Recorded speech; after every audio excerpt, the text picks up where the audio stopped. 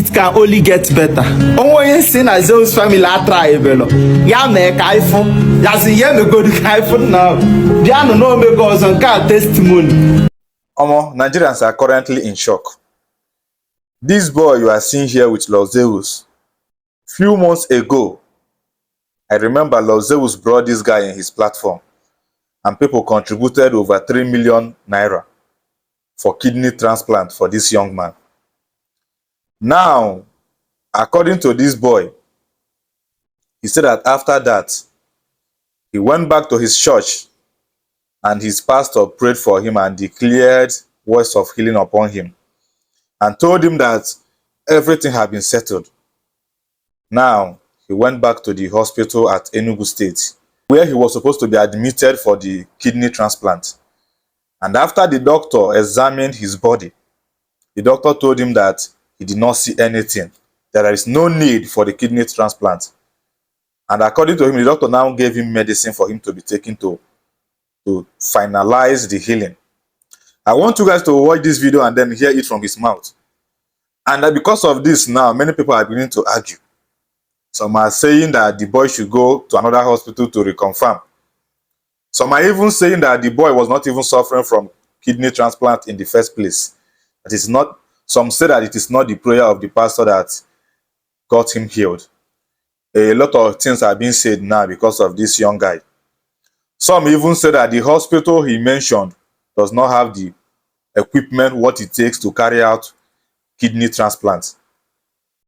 Some are even saying that if truly that he has been healed, what is the essence of the medicine that the doctor gave to him?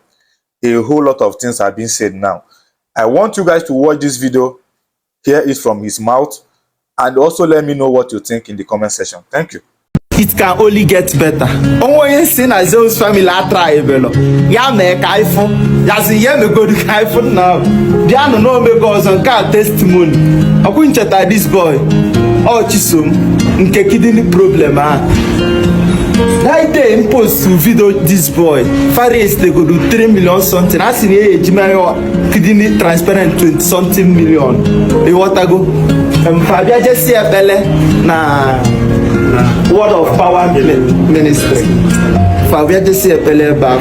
According to young.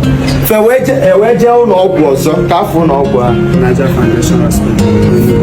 Feweje Niger Foundation Hospital Enugu State. Number 5 Presidential Close Independence Layout Enugu State. Feweje bafu agwa na eyemi kidney transparent. Yes. Feweje ba mata bi ile. Asino onwezi ku yafo. Onwezi ye dia na aru according to capacity gwafa na chukwu agogo gwafa. Elo no no ogwo onwezi yafo. Ka efu ka ezigbo mmadu si eme. O wetekwalu mega erase elu fa. To the afọ as in that money erase del ya. O wetekwalu me ya sin na fe enwelugo onwe fa. No ogwu ka ọ ga na anwuzi. Ana buzi ọgwụ ka fa na-edepụtazi ka njezi na-aṅụ ọgwụ dị oluzi ụbọchị mma iji chukwu njezi ebe ahụ ọta bụ nọọsụ ọgwụ ka mmadụ ahụ nwezie dịka kidney transparent na ya emezighị ya for ya nwe iwetegodo the money azụ efuna n'okwu ya efuna n'okwu ya tipogo ọ dara esigo so the thing bụrụ testimony obi anwụrụ mgbe o nwegodo onye ọya agba ọbụla otipo ntị ị na-ege ntị eresigolu mmadụ egolu agwa onye afọ asi ya weta na ọbụla si aka abịalụ na enwe ndị ọzọ ya enyela aka ọkụkpọ ntị blọkụ ịghọtago so mụnwa si na ọka nkenekwa unu isete kene ndị niile toli ego kenefa ana m ekene unu niile because amamụ ka nkara ede n'ụbọchị taa ma ọ bụrụ na sta na-enyemaka unu so I thank you people so much ebe ọ bụla si weta ka chukwu mkwachi unu ọgwụ mmadụ nke a nwanne ya nwaanyị na-adịghị edugharị ya ekele ka na-ekene unu na-atara ego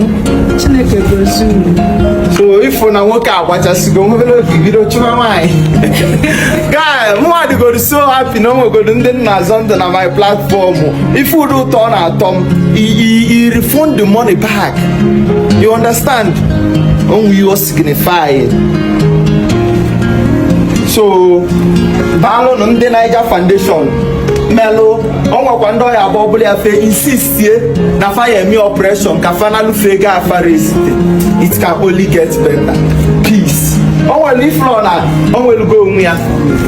I swear unyigodo enu.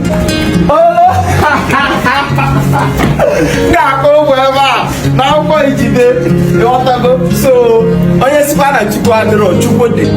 Long live World Power Ministry, Delivery Ministry. Oh my church, Kedi no Kidi. Ịghọtago? Aga na anwa. It can only get better. Daalụ n'uwe. Ọ na-eme alịzi arụ. Ọ na-abụ na aga na-ebucha eji ahụ nwoke niile ebe niile zebụrụ aza Chukwu. Fọ mesia na amụ ma agba. Mesia ba aga n'ebe mma chọwere ebe m na-esi ike. Ka na anụ na-aga alịzi ọfụma. Mgbe na-ekele Thank you very much. Thanks. So mwa kene kali unu. Daddy Gio, agwa m nnu nga na-enye m ego fuel. Na isi ka mma na-akwazi ka ebi ga-akpasa. It can only get better.